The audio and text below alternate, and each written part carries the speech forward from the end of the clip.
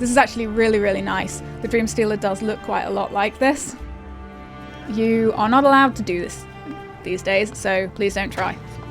We have a friend. We have a friend. Who's this?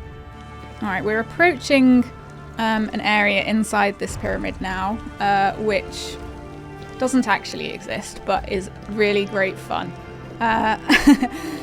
Hi everybody, welcome to Echoes of History. My name is Gemma Renshaw. I'm an archaeologist and Egyptologist, and I was the co-host of a project that was called Playing in the Past, where we used Assassin's Creed Origins to teach people about ancient Egyptian history.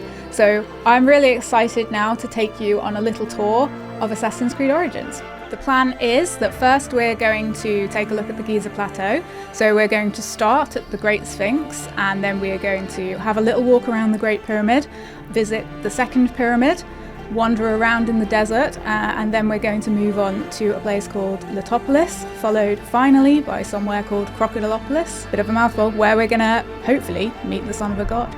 If you enjoy this video and would like to see more like it, please like and subscribe to Echoes of History.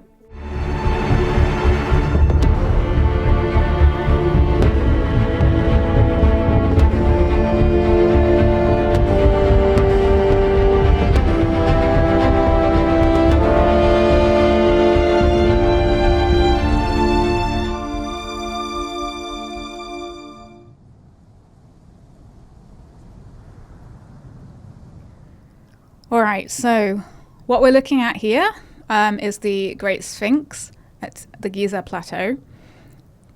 The Great Sphinx is a monumental statue. It's got a lion's body and a human's head. You can see in this shot here that he is wearing a headdress and he's wearing a beard. He's got a nice red face painted. This is all something that we think was probably very likely. As we're walking around him here, you can see that the body is kind of made up of sort of bricks on the lower part, and it looks like he's very eroded. The Sphinx is in fact pretty old. We think he was probably built around 2600 to 2500 BCE by a pharaoh called Khafra. Khafra is the pharaoh who built the second pyramid on the Giza Plateau. We're not fully sure. This is just conventional theory, but it does sort of make sense. And I feel like until we reach a point where we get some more evidence, it's probably a nice idea for us to just go with the theory. But yeah, the Sphinx is kind of an unusual one actually, because he's a giant monument that is on his own. Sphinxes traditionally in ancient Egypt tend to have a pair or sometimes even lots of them all in a row. So it's a little bit unusual that he's here by himself. I think that what they've done here with this is actually a really nice representation, because in this time period, the Sphinx is already very old. So it wouldn't be in perfect condition. You wouldn't expect to see it in perfect condition. And what you're seeing there with all the bricks is not just modern. In modern times, he does look a bit like this too, but it's lost the paint from almost everywhere. But you do see the bricks, and the bricks were put there by people over a long period of time. So the pharaoh who built it probably didn't put any bricks. It was probably just carved straight out of the rock. But over time, got sanded up, got eroded. Other pharaohs of later periods then came back and decided, oh, well, I'm going to repair it. I'm going to repair and restore this monument. And over time, that is what has happened. Right up to quite recently, in fact. I think the last ones were probably maybe the 1940s or something like that. But it's been a sort of long stretch of time where people have been trying to restore this statue. He's wearing a headdress, as I said. The headdress is called a Nemes headdress, which is associated with kingship. And as you can see, there's a statue underneath him as well of a king standing. He's also wearing the Nemes headdress. This is to do with demonstrating that you are the king, basically. It's sort of associated with kingship. The little statue that's in front of him, we do actually have some evidence for that having been there, even though it's not there now and there aren't really any sort of traces, but there are stela, which are slabs of rock with writing on, and they are deposited in places around the necropolis here being the Giza Plateau. And some of them actually mention there having been a little statue underneath the beard, but whether or not who it was, we don't really know. This stela here is actually slightly different. What we're looking at here now is something that's known as the Dream Stela. This was put here by a king called Thutmose IV, probably around 1,000 or so years after the Sphinx had already been built there. So to him it was also an ancient monument already. And what this is he is trying to, we think anyway, he's trying to sort of legitimize his power by associating himself with something ancient, which they associated with a kind of god of the area. The god was called Hor-em-Akhet, Horus in the horizon. By associating yourself with a god, you legitimize your claim to the throne if it's a bit sketchy. This is actually really, really nice. The Dream Stela does look quite a lot like this. They've taken, not the hieroglyphs, but the shape, the colour, and like the overall layout, really pretty good and accurate to what is actually there. It's really nice. Again, statue, not sure about that because we don't really know who that was supposed to be, if it was actually there. But as we climb up here, yep, you can see nice beard on him. The beard is gone now. There are little parts of it in various places, one including being at the British Museum. So yeah, we get a nice view from up on top of his head, something that we are not allowed to do anymore. Don't recommend you try it.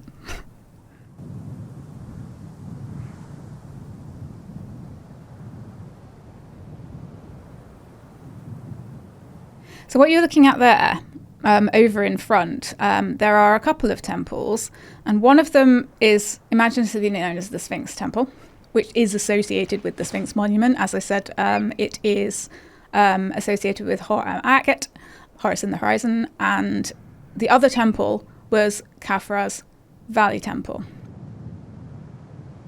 Now as we're going down the back of the Sphinx on the left-hand side, you could just see the causeway which leads up to the mortuary temple, which is next to the pyramid.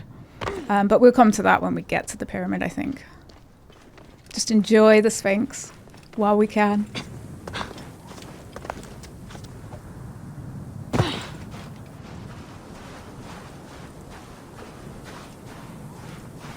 So this view is looking at the Great Pyramid. So the Great Pyramid was built by someone called Khufu. This was the first pyramid that was put on the Giza Plateau. Again, built somewhere between 2600 and 2500 BCE. You can see just on the left there, that's his mortuary temple just in front of it. This is the east side of the pyramid that we're on. Not a lot remains of that temple anymore. I think it just has its sort of foundation level now, but it does have a very nice basalt paving, which you can still look at. What we're seeing here, you might be looking at it thinking, that's not what that looks like.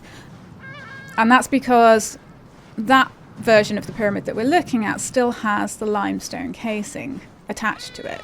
So all of the pyramids here were cased with this really, really fine white limestone from a quarry called Tura. And this, over the years, was removed for other building projects. So at this time in the Ptolemaic, which is, I think we are around 40-ish BCE here. So the pyramid is still sort of old, well, very old, but it's not yet been fully quarried for materials by other people. As we're coming down this side now, this is the north side of the pyramid, which is where the entrance is. You can kind of just see there's like a little triangular bit. That is the original entrance, and it would have been covered. So the stone would have gone all the way down. And actually, I think at this period in time, that entrance would have still possibly been covered. We do have some evidence from the Roman historians, Strabo and Pliny the Elder, who visited Egypt in their eras and mentioned coming to the pyramids. And there is some indication that it might have already been open at that time, but not really clear. But I think what we're looking at here is basically what the entrance looks like today. So if you were to visit the pyramid today, you wouldn't see any of this nice limestone casing. Most of it would look like what you're seeing around the entrance, where it's kind of bricks that are in steps. And there are actually two entrances. So the main entrance where that little arch is, and then a hole was tunneled in by somebody. And that is actually the tourist entrance now. Oh, hello, friends, desert friends.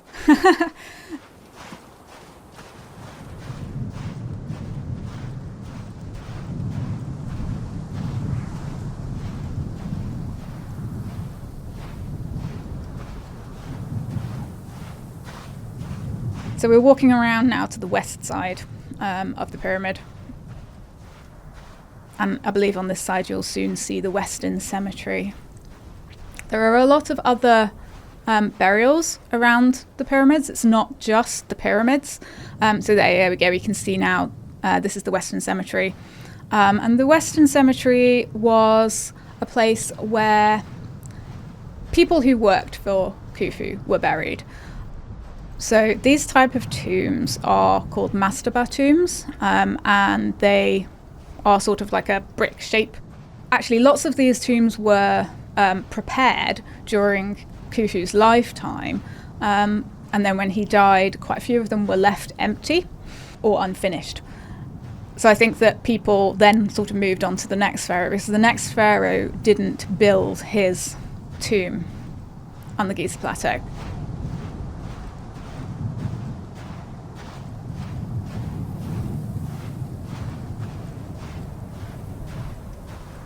The people who would have been buried in these tombs would have been officials. They would have been wealthy members of the elite, people who served the pharaoh. And he had a lot of people who served him, a lot of people. So the cemetery is quite big. But actually, this cemetery got even bigger after he died because people wanted to be associated with him. So in this time period, beliefs about the afterlife were slightly different to later on. So I'm sure that, people will have seen that there are lots and lots and lots of tombs in ancient Egypt from all different time periods. At this time period, you really needed to be close to the king to try and assure yourself a place in the afterlife. So the king in this time period, part of the reason why we think that the entrances to the pyramids were on the north side was because one of the ways that the king could resurrect himself or be reborn was to rejoin the northern stars where the gods were. And this wasn't really something that regular people could do.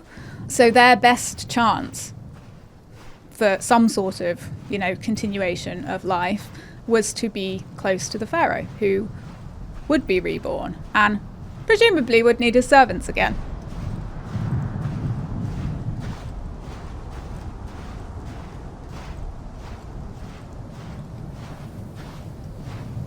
They're actually quite ruined now, these tombs. These are pretty nice, though. They're good shape. They do look sort of roughly like what you would expect to find here. I'm not sure about the colour. The colour is... Well, they are the colours that you would find, for sure. I just don't know if the tops of those are actually like that. But that doesn't matter. That doesn't matter at all. This is indeed what you would expect to find here if you were taking this approach up to Khafra's pyramid.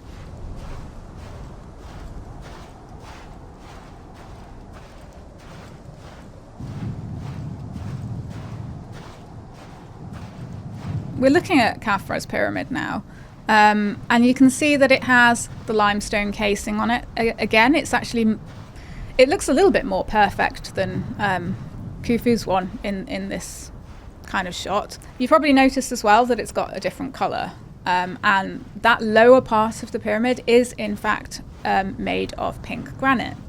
There's not a lot of it remaining anymore, but it was there. Whether there was that stripe, don't really know. I think that might just be decorative here, but yeah, the granite actually would have been there all the way around on the lower courses there of the pyramid. That's pretty accurate to what is in fact there.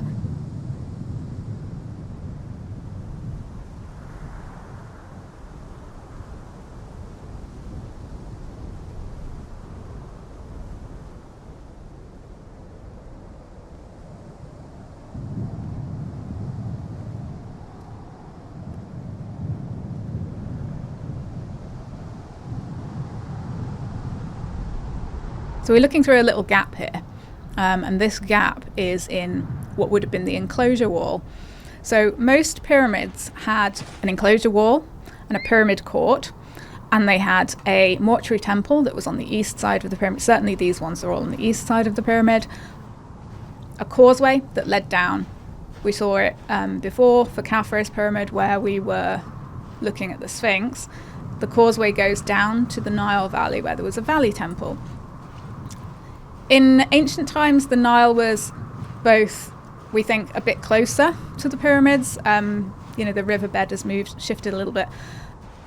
But also there would have been little harbours that were put there, or quays, because the river would flood every year. So the river doesn't do this anymore because it's got a dam down in the south of the country, which stops it from doing it. But it meant that every year there would be a time when the river would be much, much higher, so you could move things more easily to places like this.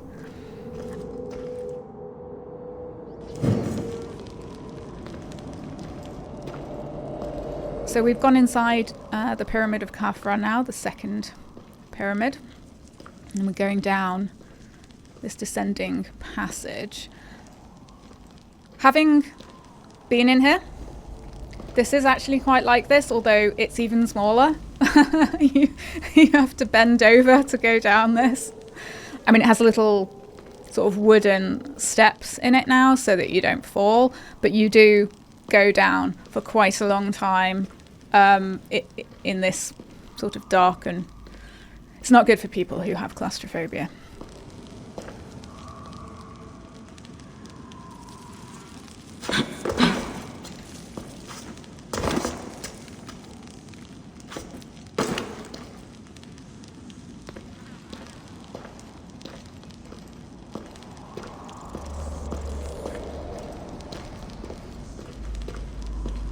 We're making our way towards the burial chamber. So the burial chamber in this pyramid is, I believe it's cut into the bedrock. Here we are, we're in here now. So there's a sarcophagus, bit sunk into the floor. This chamber, as you can see, is empty. We would expect there to have been grave goods in here, and obviously the body as well, but nothing was found in there. So there is actually an Arabic graffito in here from, I think it's from the 13th century CE, and it's a little bit, when I went in there I didn't see it myself. It's a little bit dwarfed, I think, by the later European graffito which is in there, which is painted across the wall from 1818 by a man called Belzoni. This chamber would have housed the body, and it would have housed burial goods. Unfortunately, we don't have that many examples of tombs that were found intact from any period. Very, very small amount.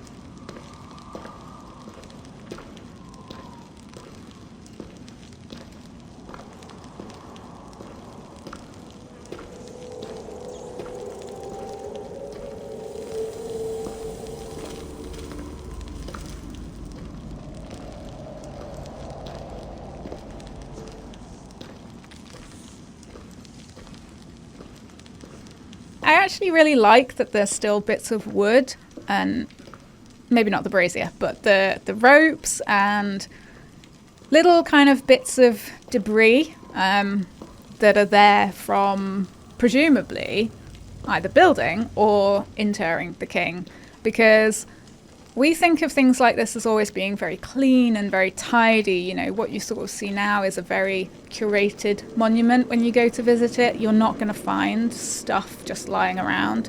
But I think there probably would have been, because it would have taken quite a bit of work to inter the king.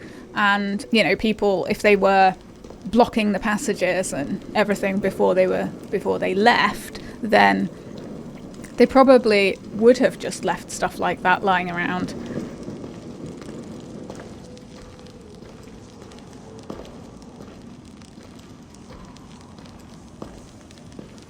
All right, we're approaching an area inside this pyramid now, which doesn't actually exist, but is really great fun.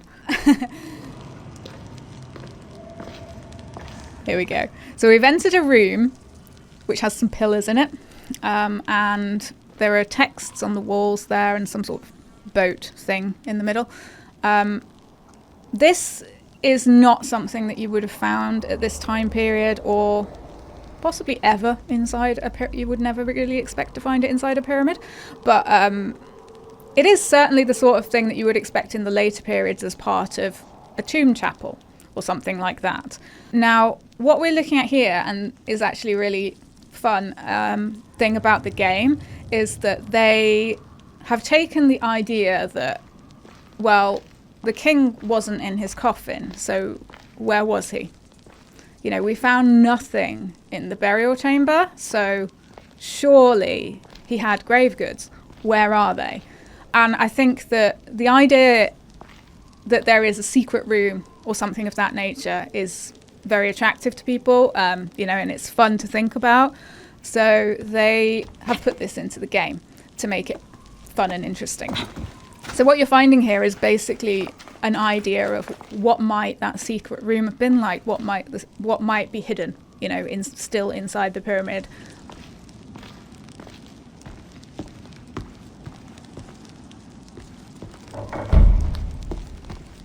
And she's just going to go up into the burial chamber up at the top here, and you'll see that there's a coffin in here and there are some grave goods.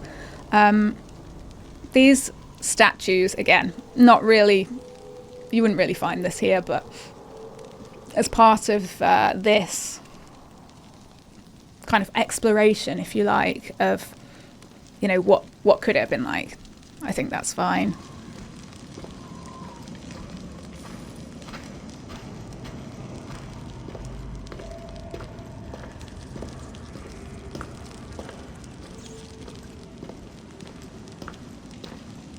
Okay, so we're now approaching what in the game is the real burial chamber. And here we go. We have some grave goods and a very nice sarcophagus. Sarcophagus is a bit imaginative. They would actually have had this kind of niched facade at this time. That's kind of the right sort of era for there to be that type of niche facade. Not the texts though, but it would also potentially have been in granite. So, you know, a little bit of Old Kingdom, a little bit of New Kingdom. This is what we've got, what we're looking at right here.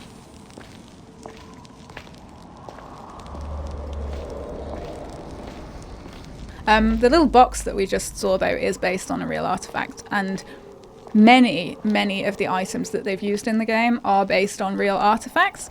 So when they created the game, they basically looked for real examples of things, and even if they put them into a different context within the game, they did actually use a real example.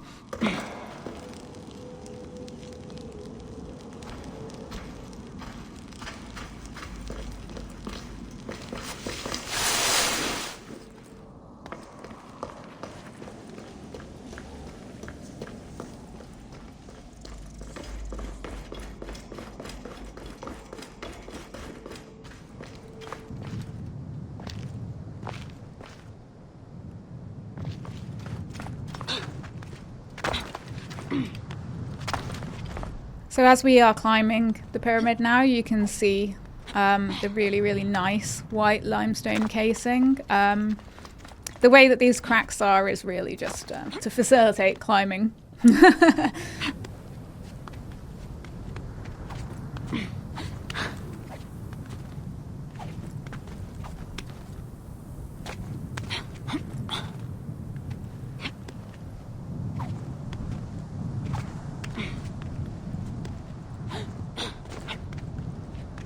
You are not allowed to do this these days, so please don't try.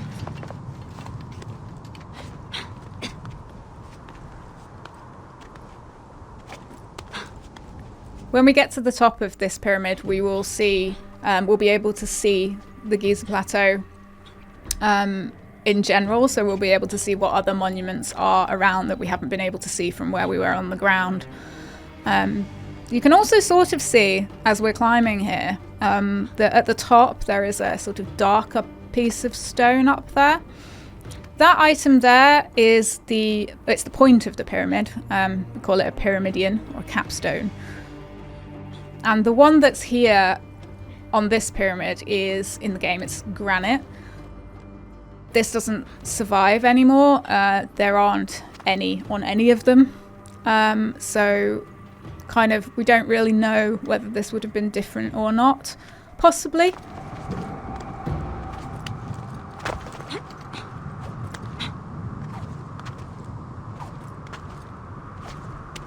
There is a kind of long-standing idea that they might have been covered in gold. I think that's fairly unlikely, and I don't think we have any evidence for it, but the main reason I think it's unlikely is just because it would attract people to try and take the gold. You know, even if it was only gilded, because obviously a solid gold capstone would be really heavy, probably as heavy as this piece of granite.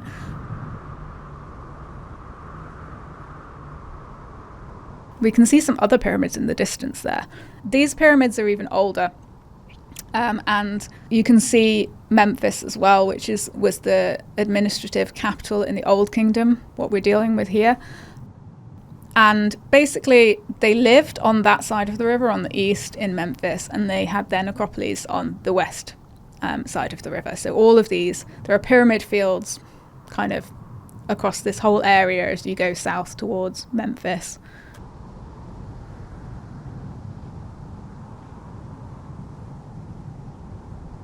We're looking down towards the Sphinx again, middle right side. The causeway goes past him.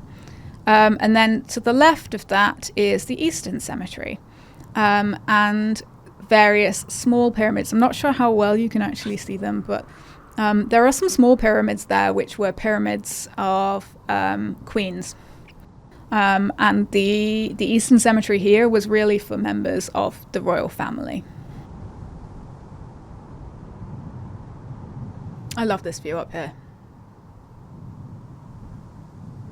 It's so beautiful. They did such a great job of getting the feel of the area. And now we get to slide down, my favourite part.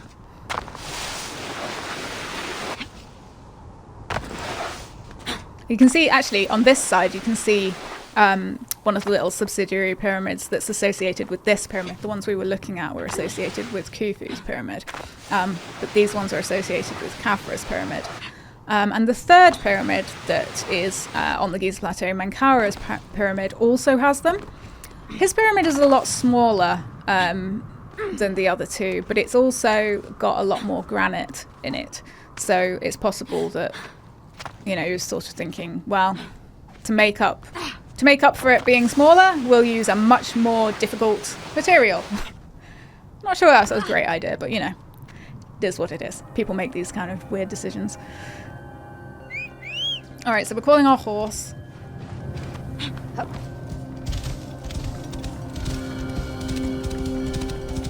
And we're riding now. We're just within the enclosure wall.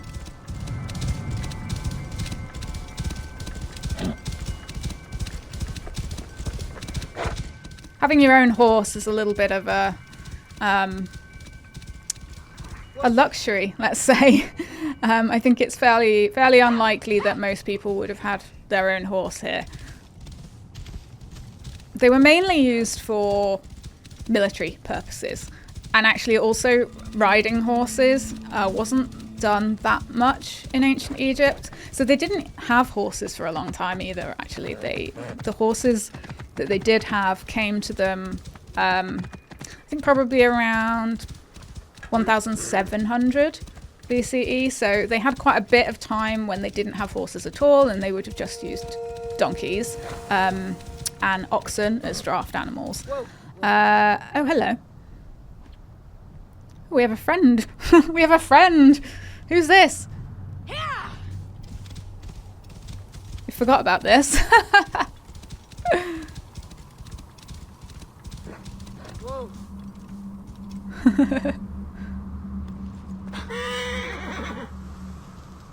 That was nice. I think I'm not actually sure what he's supposed to be, but he looks like some sort of desert spirit. Anyway, let's we imagined it probably. So yeah, the horses came to Egypt quite late, or well, in the middle of their history, let's say. There would have been horses here in the Ptolemaic period. It's just that they mostly would have been for military purposes. Some of the elite might have had them, but yeah, it really was much more common for people to have donkeys as their own mode of transport, if they had anything like that at all. And in fact, the river really has always been the best way to travel around Egypt, and it still is. So having a boat or having access to a boat was probably much more likely for most people.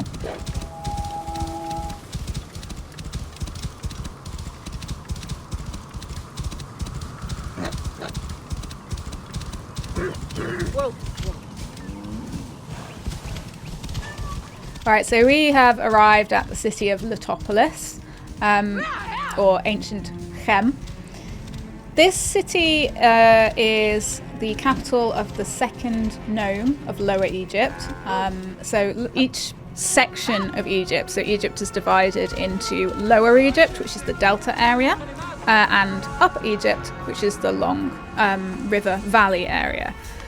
In these kind of two separate parts, there are districts that we call nomes. Nome is a Greek word, but it is the word that we use to describe these districts. So this was the capital of the second nome in Lower Egypt.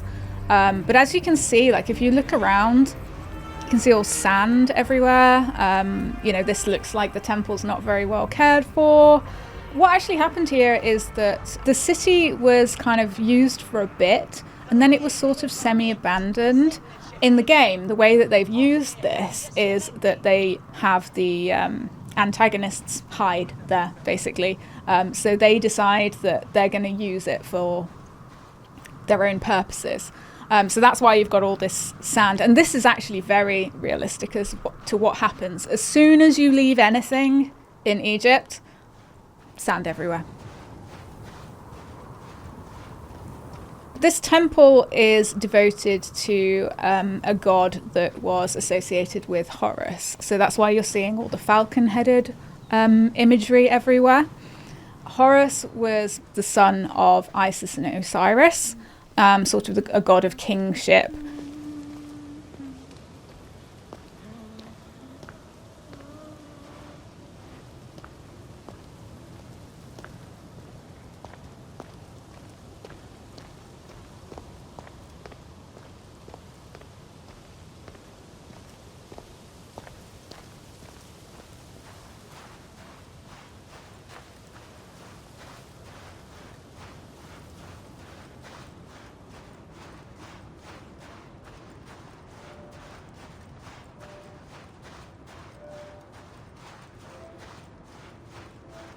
Yeah, there you go. You see the face on that statue. So that's actually sort of a sphinx as well.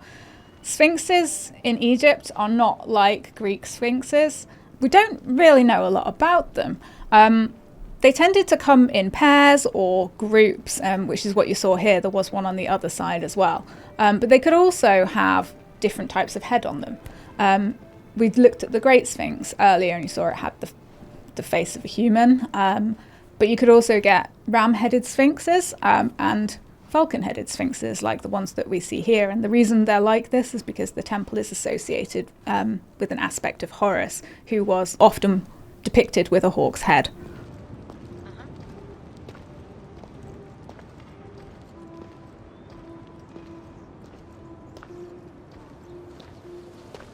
Ooh, not sure about those rugs.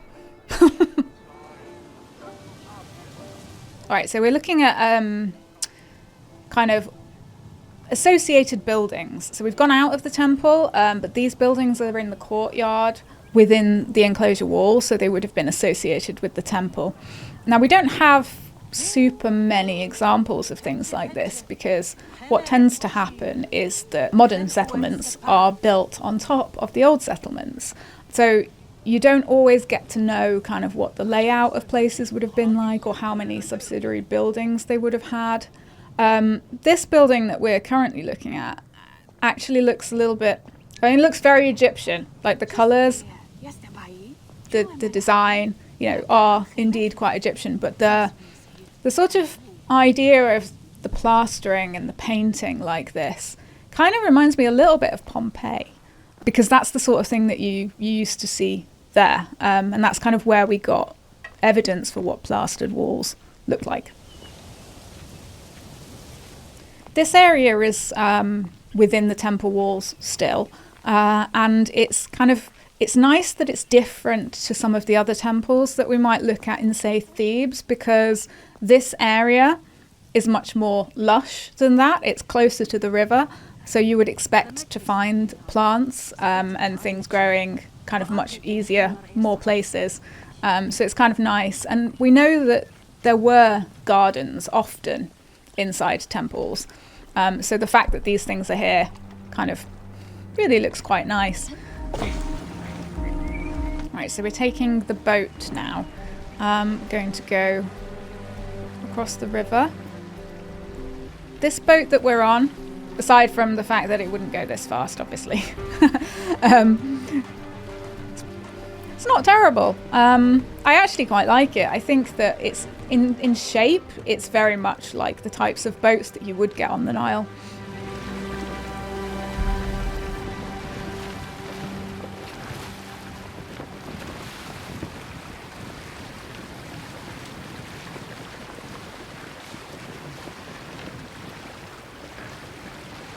Going for a boat ride on the Nile is something that I would definitely recommend to everybody. If you ever get to go to Egypt, go on a fluka. Sailing down the Nile is just wonderful.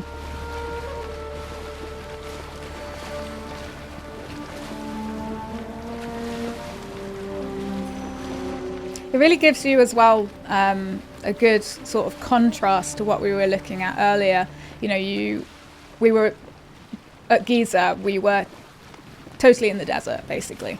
You know, it's just sand everywhere, nothing really growing. The Nile Valley is so green and so lush that the difference is always amazing and astonishing to see. One of the things that I have to do a lot is look at satellite pictures of Egypt.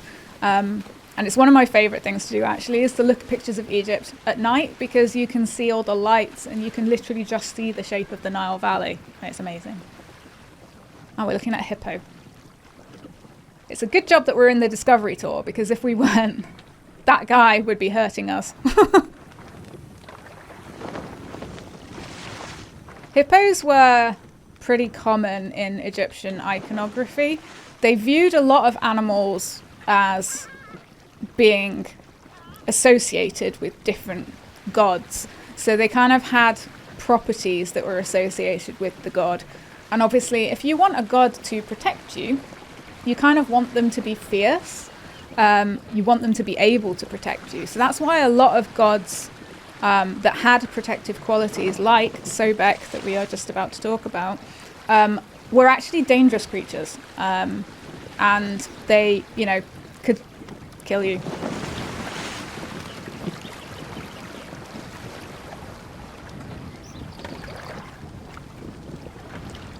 So we have arrived at Krokodilopolis, also known as Shedet. We're just going up to the temple here. The statues there are actually quite interesting. I think that you didn't tend to get colossal statues of gods. There's a lot of colossal statues of kings, but not really of gods. However, the head that they've used on this statue is very like a much smaller real statue of Sobek. And I think it's really nice that they have made the effort to actually have details like that.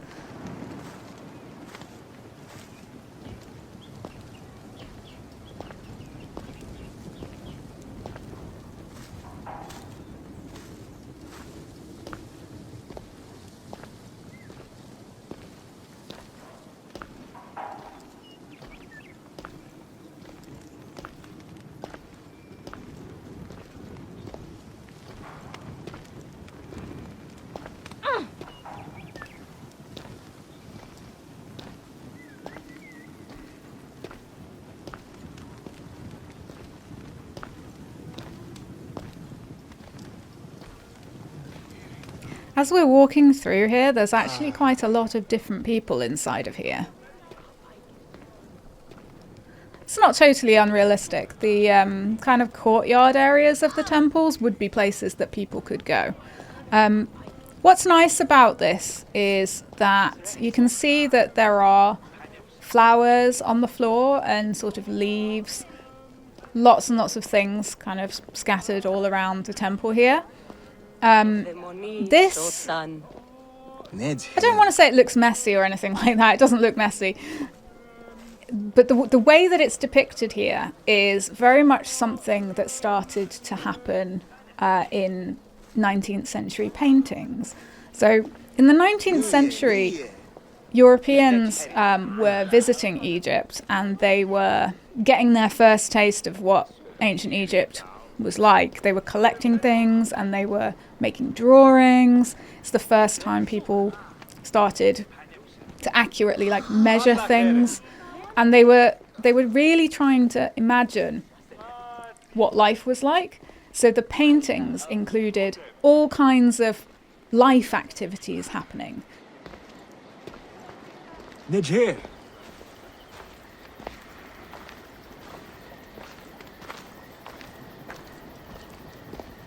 Septen Pyramid.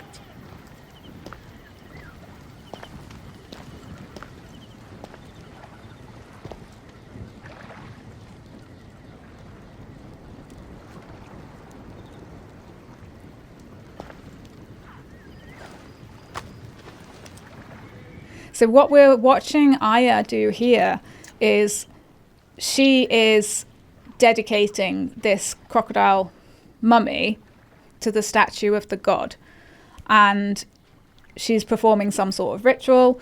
We don't have a huge amount of information about the types of rituals that people performed, but that's fine. This is perfectly possible.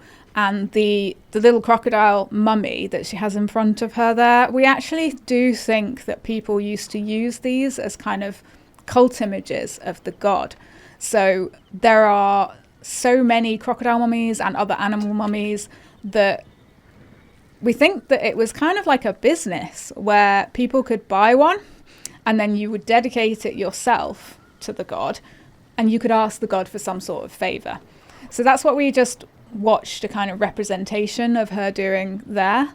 We know of this happening in other places as well. So at Memphis, where the god Ptah is the main god of Memphis, he had an animal called the apis bull.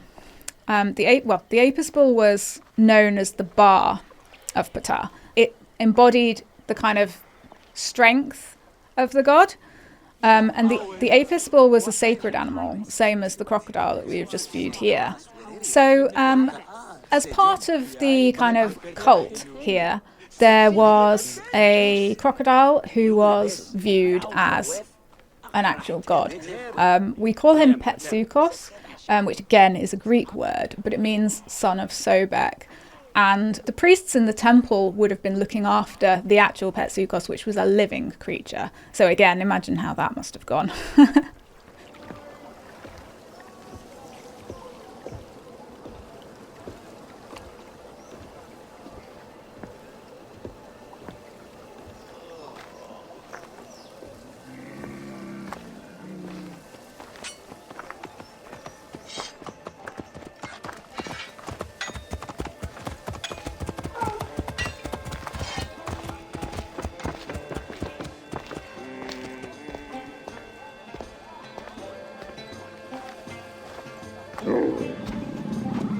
So we're walking through the streets now. This is kind of the regular people's houses.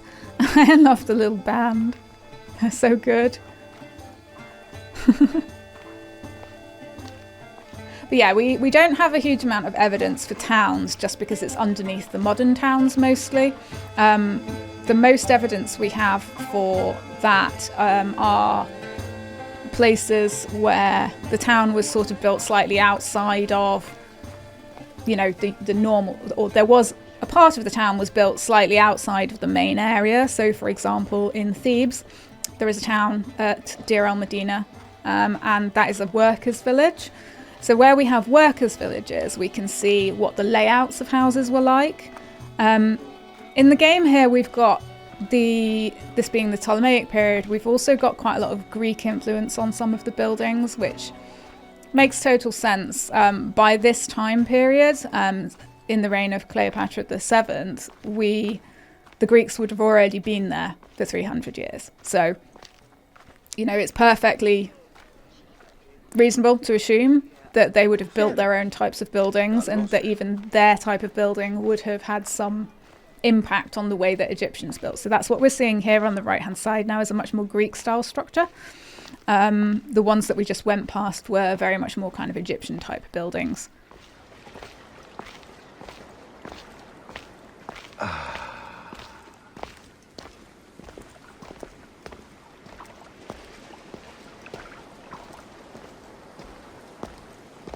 Oh yeah, we've also got mosaic floors.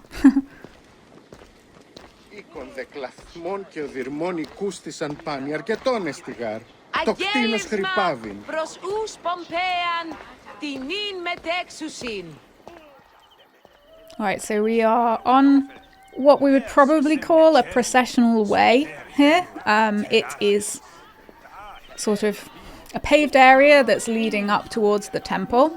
And what we're looking at here is a procession that is ready to take the cult statue of the god back to the temple.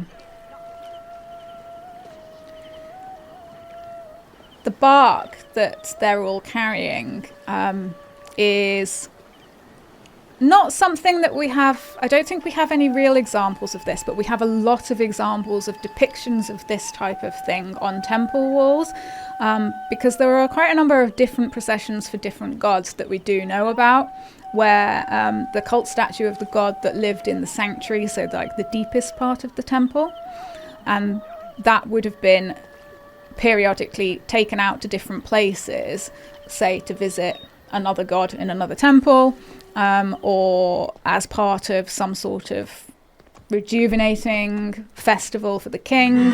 Things like that happen fairly regularly certainly in Thebes.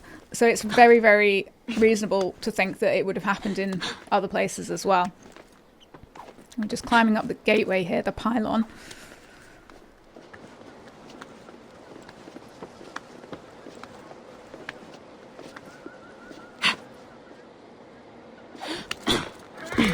In terms of temple architecture, they really did nail it, actually. Having a big gateway like this, as you approach the temple with the flags, the pillars for the flags there, is what we think that would have looked like. And the sort of, even though in the game a lot of the areas are a lot smaller for game reasons, let's say, what you look at, the way that the temple works, is generally quite good, I think. You know, they made a lot of effort to try and make it feel authentic and to include things that you really would see there.